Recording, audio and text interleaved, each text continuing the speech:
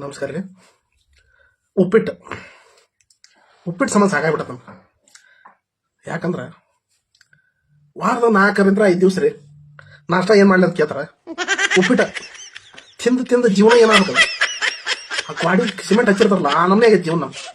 ಬರೀ ಉಪ್ಪಿಟ್ಟು ಉಪ್ಪಿಟ್ಟು ಉಪ್ಪಿಟ್ಟು ಉಪ್ಪಿಟ್ಟು ಬೆಳಿಗ್ಗೆ ಹೇಳ್ಬೇಕಾ ಎದ್ದು ರೆಡಿ ಆಗ್ಬೇಕು, ರೆಡಿ ಆಗ್ಬೇಕು ನಾಷ್ಟ ಏನು ಮಾಡಿ ಅಂತ ಕೇಳ್ಬೇಕು. ಉಪ್ಪಿಟ್ಟು ನಾನೇನು ಮಾಡ್ತೀವಿ ಅಂತ ಕೇಳ್ಬೇಕು.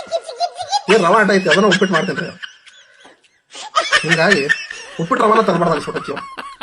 ಏನನ್ರಿ ಮರ, ಎಷ್ಟು ಮಂದಿ ದಿವಸ ವಾರಕ್ಕೆ 4 ಸಲ ಉಪ್ಪಿಟ್ಟು ತಿಂತೀರಿ? ಕಮೆಂಟ್ ಮಾಡಿ, ಕಮೆಂಟ್ ಮಾಡಿ ನೋಡೋಣ. ಈ ಗಂಡ ಮಕ್ಕಳ ಜೀವನ ಹೆಂಗೈತಿ ಗೊತ್ತಾಗುತ್ತೆ.